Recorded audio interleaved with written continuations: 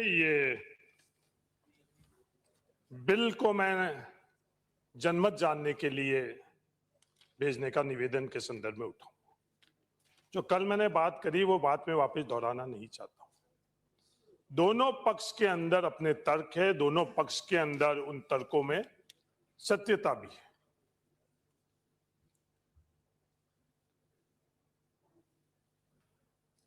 बहुत अनुभव के बाद में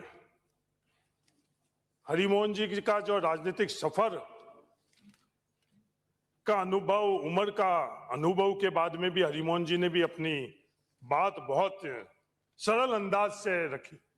इस तरह की कई बातें भी आई, पक्ष में भी आएगी, विरोध में भी आएगी, अपने तौर तरीके से भी आएगी। मैडम जी, हरिमोहन जी ने क्या बोला? जाटों के तेवर।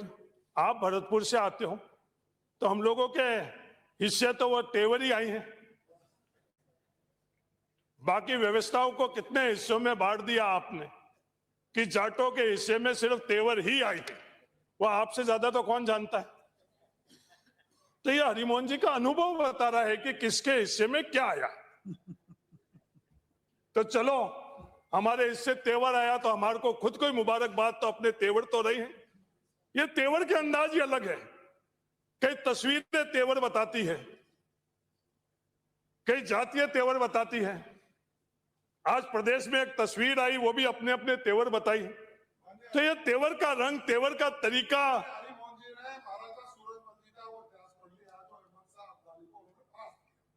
बेडम साहब उस तस्वीर के तेवर के संदर्भ में मेरे से ज्यादा जानते हैं। वो बेडम साहब मेरे से ज्यादा जानते हैं। तो तेवर तेवर की बात है। तो इन तेवर के संदर्भ में इन बातों को नहीं ले जाकर हम बात, जो मूल बात यह है कि आज जो शहर है, ये शहर क्या चाह रहा है, इस पर हम लोगों को चर्चा करनी चाहिए। क्या शहर 2 संतानों का प्रावधान हटाना चाह रहा है?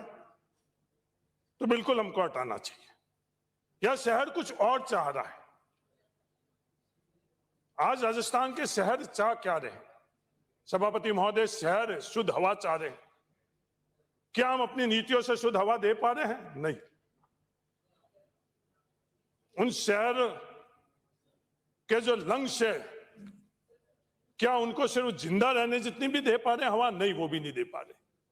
ये अर्बनाइजेशन हम लोग कर रहे हैं, क्या अगली पीढ़ी के लिए हम लोग जो न्यूनतम आवश्यकता है वो दे पा रहे हैं? जोगाराम जी और मेरा जो सबसे प्रिय शहर है, के जी आपका भी, जोधपुर, उसमें हम लोग क्या इतनी सी भी टाउन प्लानिंग के अंदर कोई एक पार्क, एक अच्छा पार्क का भी प्रावधान कर पा रहे हैं? नहीं कर पा रहे। क्या जमीन की उपलब्धता है, पर क्या हमारी प्राथमिकता है? आज जमीन है, सर्किट हाउस के सामने जमीन है, क्या उसको हम ग्रीन जोन बनाना चाहिए, नहीं बनाना चाहिए? ये बात कौन करेगा? ये फैसला कौन करेगा? ये तमाम राजस्थान के शहर शुद्ध हवा मांग रहे, पर जो शहर मांग रहा है वो तो हम उसके सुने, महसूस करे, उसके अनुकूल फैसला करें। शहर शुद्ध पानी मांग रहा है, क्या हम शहरों को शुद्ध पानी दे पा रहे हैं? नहीं दे पा रहे। ये दोषारोपण नहीं कर रहा हूं, मैं शहर मांग क्या रहा है, मैं उसकी तरफ आपकी नजरें इनायत करना चाहता हूं कि सत्ता है, सत्ता का मद ही ऐसा है, व्यवस्था ही ऐसा है कि नजरें पता नहीं कहीं रहती है। आज शहर की नींव क्या है दुनिया के अंदर? इतिहास उठाकर देखो, शहर किसके ऊपर निर्माण होता है? शहर का निर्माण की सबसे पहला कदम शहर का सीवरेज होता है। और दुनिया को यह सीवरेज किसने में सिखाया?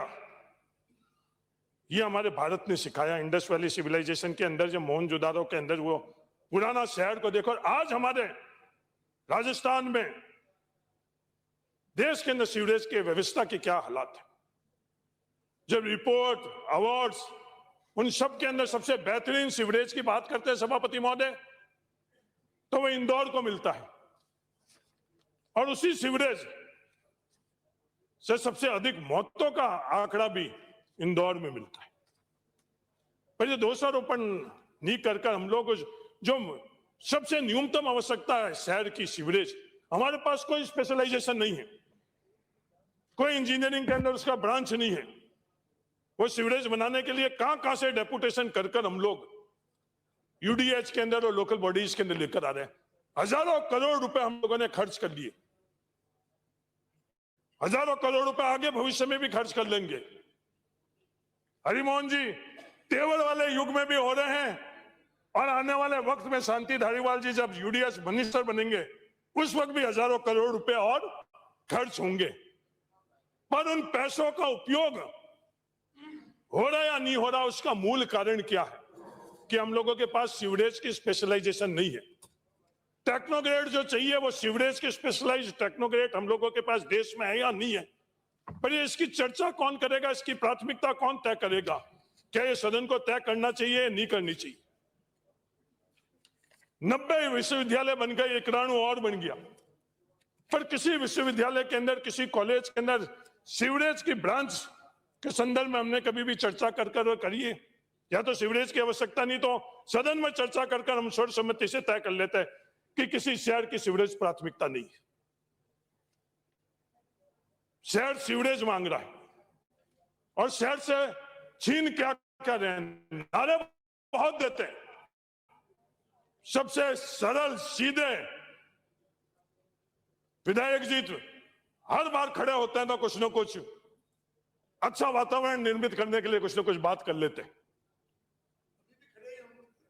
नहीं, ये नहीं। पर हम लोग बहुत नारे देते हैं सभापति महोदय, जय गौ माता।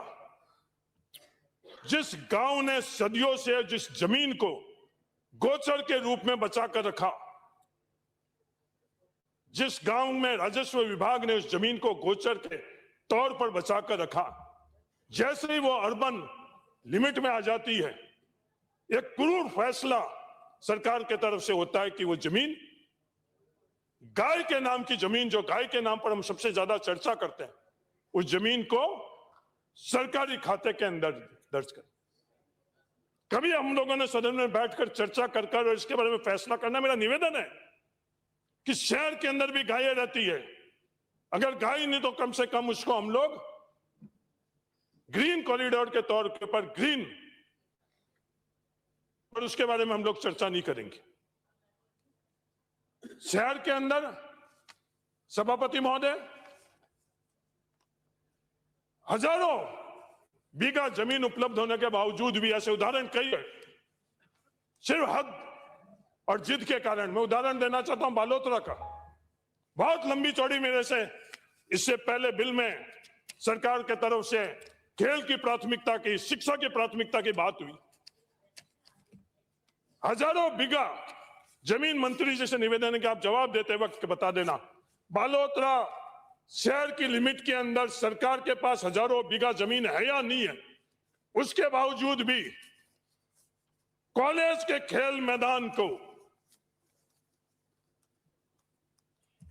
सरकारी भूमि में परिवर्तन कर क्या आप क्या जताना चाहते? क्या शिक्षा की आवश्यकता नहीं है? आज शहरों के अंदर हम लोगों के पास खेल मैदानों के क्या हालात बने हुए हैं।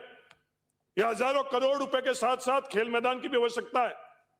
पैसों से अगर खेल में आगे बढ़ सकते हैं तो ये कॉर्पोरेट्स अपने बच्चों को हर ओलंपिक के अंदर स्वर्ण पदक दिला देते। खेल मैदान की सबसे पहले आवश्यकता है। उन खेल मैदानों को हम लोग क्या कर रहे हैं? आज इस शहरीकरण की हम लोग बात कर रहे हैं सभापति महोदय, इस शहर को समझो, जो मूल शहर से बढ़ता हुआ शहर, बढ़ते हुए शहर के दो प्रकार के शहर हैं। एक तो बड़े बड़े फार्म हाउस और दूसरा शहर अनऑथोराइज्ड कॉलोनी, जिसमें न्यूनतम 60-40 के जो प्रावधान है वो भी नहीं। और उसमें आ कौन रहा है सभापति महोदय? उसमें आपके परिवार और मेरे परिवार से, गांव से उठकर व्यक्ति आ रहा है। ये सपना लेकर आ रहा है शहर में मुझे मूलभूत सब सुविधाएं मिलेगी और मिलता क्या है उस अनंत ऑथोराइज कॉलोनी के अंदर? सड़क नहीं मिलती, सीवरेज नहीं मिलता, पीने का पानी नहीं, जो बेसिक नीड्स की जरूरत है वो मिलती है नहीं मिलती। बद से बदतर बढ़ता हुआ शहर हम लोग बना रहे हैं। विराजे तो मेरा निवेदन है कि इसके पक्ष और विपक्ष दोनों में बहुत तर्क है। जनमत जानकर हम राजस्थान क्या कह रहा है उसको समझो। सभापति महोदय, मैं आपके माध्यम से शहर को निवेदन कर सरकार को निवेदन करना चाह रहा हूं, राजस्थान क्या कहना चाह रहा है उसको सुनो। इस सत्ता के मद और सत्ता के अहंकार से राजस्थान को सुनना को दरकिनार नहीं करो मैडम साहब, नहीं करो। धन्यवाद। जय। श्री रविंद्र सिंह जी भाटी।